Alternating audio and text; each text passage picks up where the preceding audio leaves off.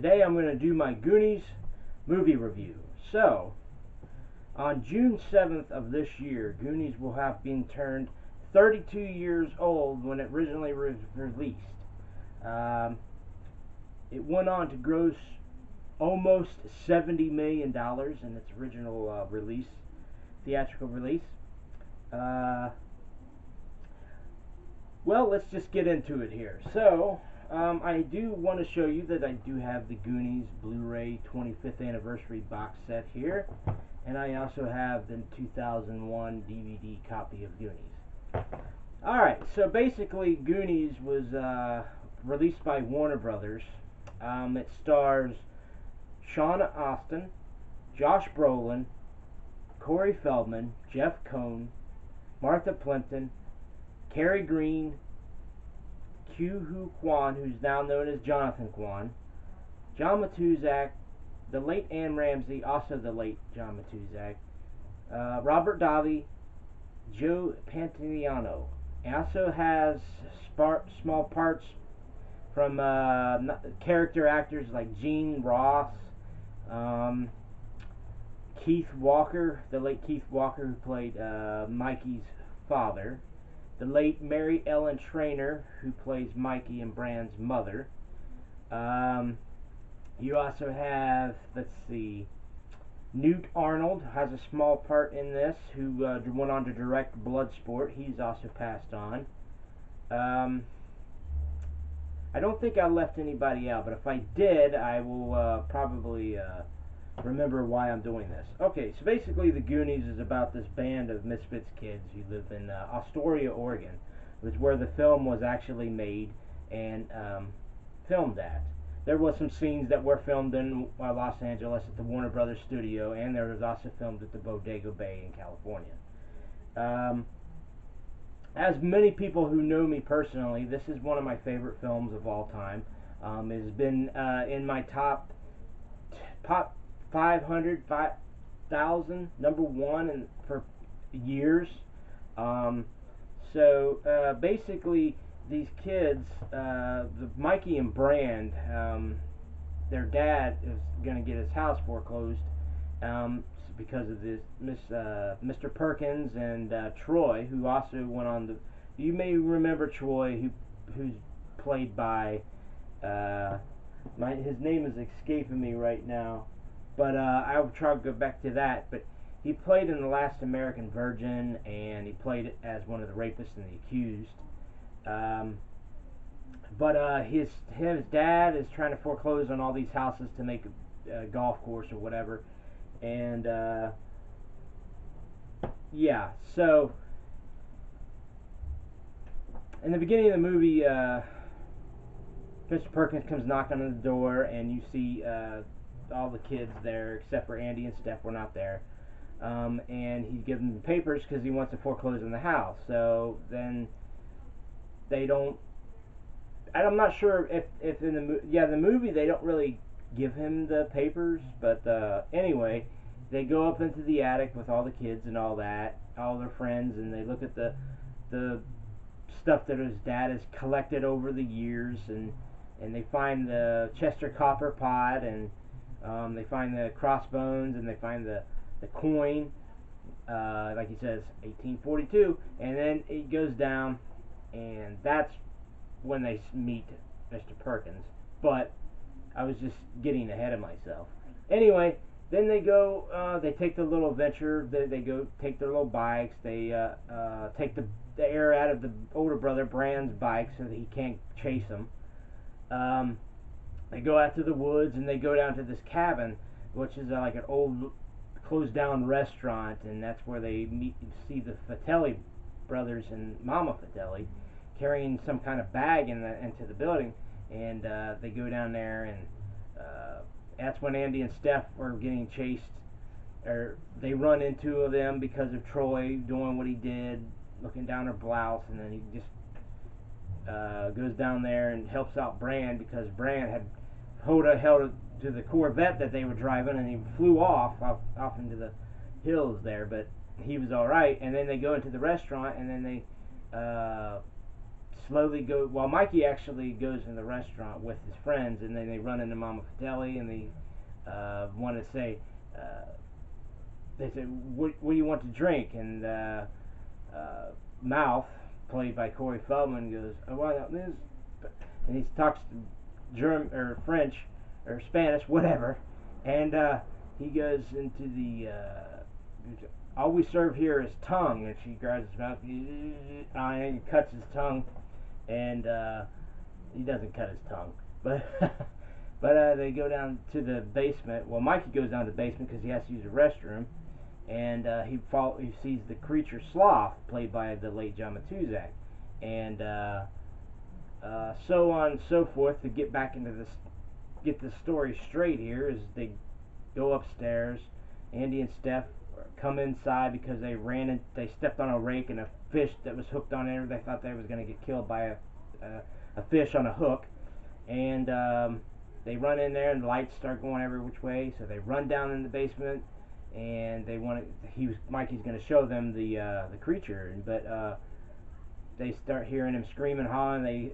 They bump in their head and they fall down into this little part of the built down there in the basement. They fall in there, and then they start hearing footsteps. They start hearing footsteps with the Fratellis coming back, and so they hurry up and try to figure out how to get out of here. So in the process, before the Fratellis, Data had ran into this thing that was printing up fake money, and it's like their money there. So, and then they realized it was fake, and then Chunk was over there trying to get some water from this water bottle, and he breaks it, and then they hear the water go down to this little fireplace thing down in the basement. That's where they start the discovery. So they go down there, all but Chunk. Chunk goes off the side. He gets stuck into the refrigerator, the cooler anyway, because he was stuck in there with the body, and then when he tries to get out, he goes through the window, and he goes running to tell somebody to help, but he ends up running into Fratelli brothers, and he gets caught. Well, the whole time they're venturing down there into the caverns and stuff. You got Boulder. You got a scene where there's a boulder coming down because they pulled up Chester Coppercot's like something that was attached to him, and then boulders comes flashing down, and then you have. And meanwhile, while this is going on, Chunk is talking about they want him to spill his guts and tell him everything. So he's telling him everything about going up on a balcony and throwing up and pushing his sister down the stairs. And okay, so after that part, they open up the boulders come down because Mikey accidentally hit this thing that was connected to Chester Copperpot. So you get these boulders coming down, and then all of them go up into this little part up here, and then there's a boulder there. So Bran, being the strongest and the oldest male, he moves the thing, and all these bats come flying through there, and they go all the way back to where they started, and they come flying up through the little fireplace, and they start attacking. Or not really attacking, but flying all over the place in front of the Fratellis and all that. And Chunk is yelling as loud as he could, "Run! They're coming after you!" So,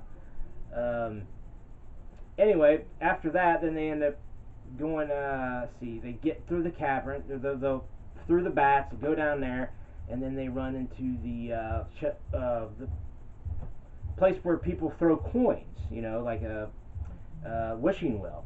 And they're all searching through there, and Mouth says, "Well, this is my coin, and it didn't come true, so I'm taking it all back."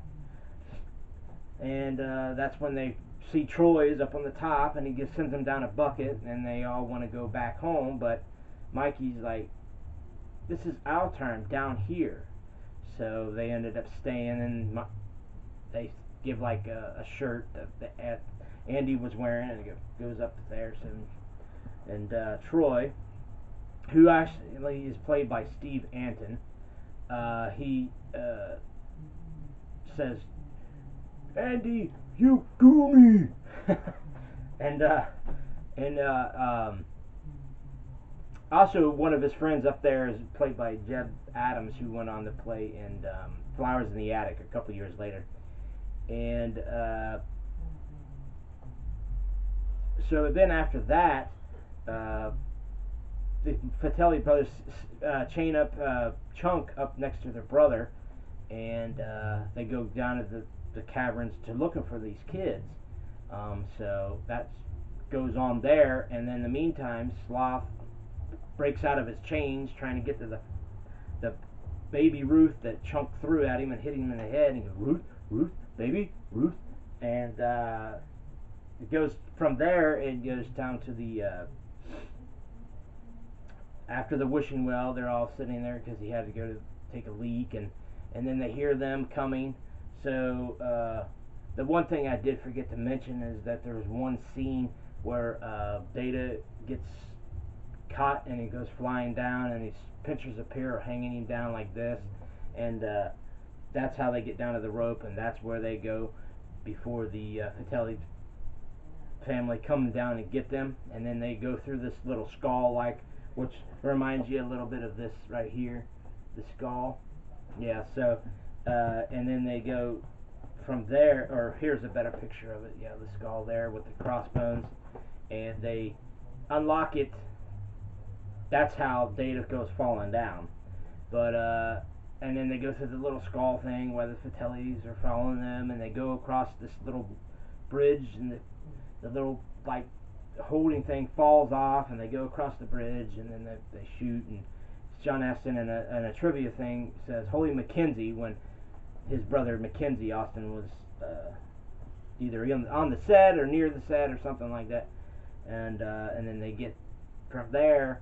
The Fratellis try to come over there. They end up hurting themselves. Meanwhile, while Chunk and Sloth are following them, because Sloth hears his echo, and he goes down in there. And the one part I have forgotten to mention is when they first go down there, they go in there and they hear these pipes and stuff, so they start banging on the pipes, and silly things start to happen with the country club, or somebody's trying to take a drink and the water knocks him out, and yeah, so where was I? Then they go to where they have to, Andy has to try to play the piano kind of like thing to open up another part.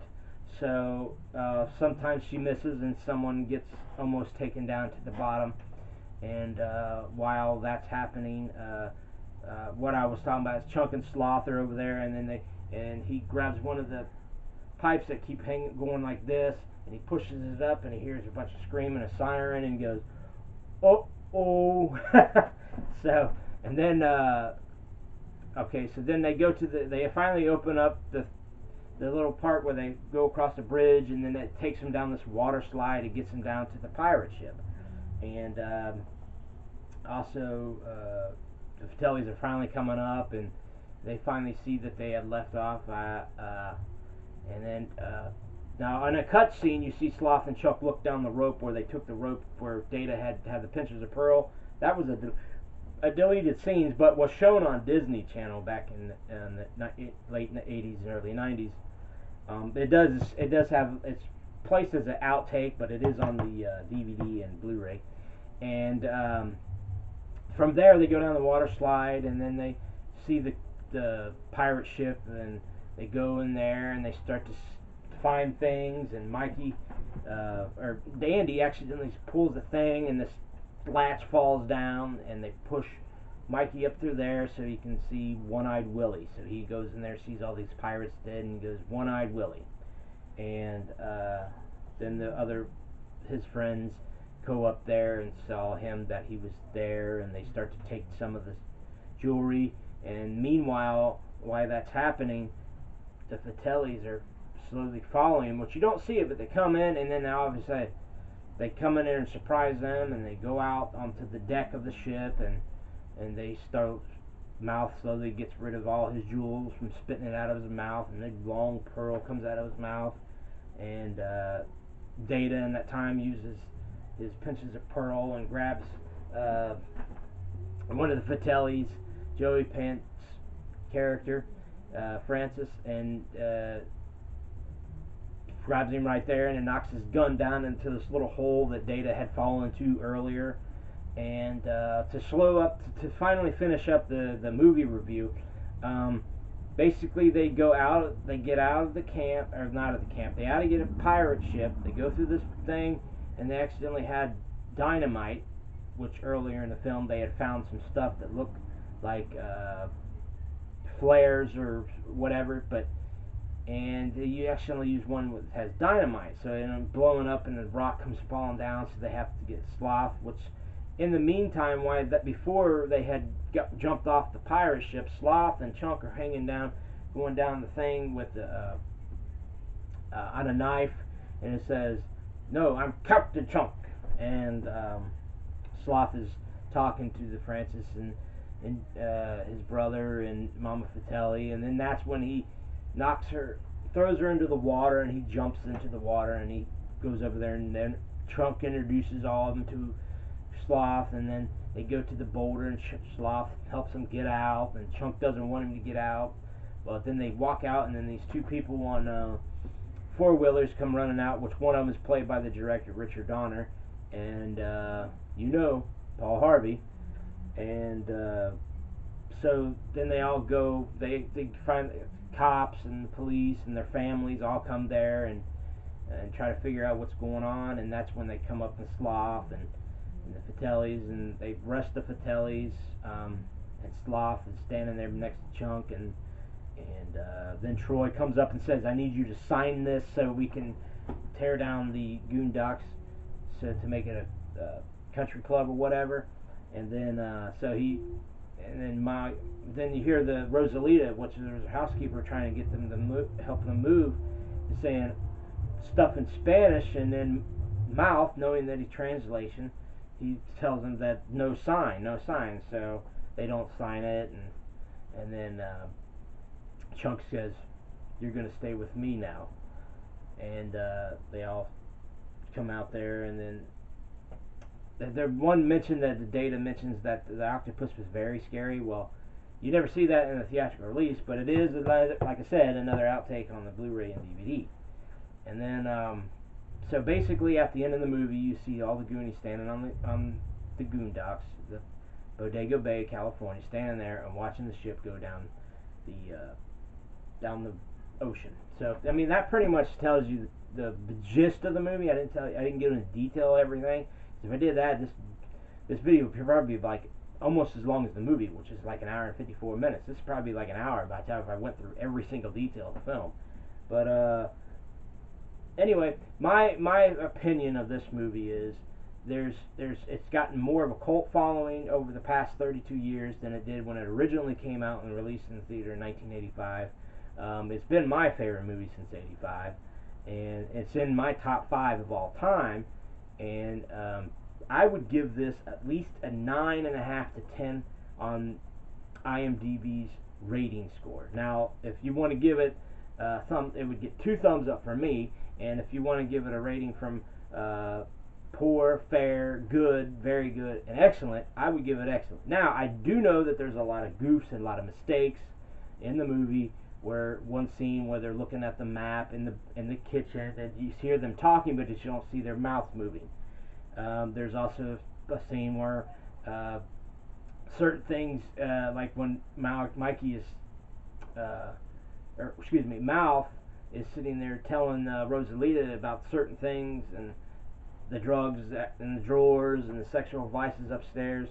Well, in the one scene where he's talking about the cockroaches in the water, well, you hear somebody in the background say, "Cut." Well, I mean, a lot of that stuff is just certain things messed up, but it's not a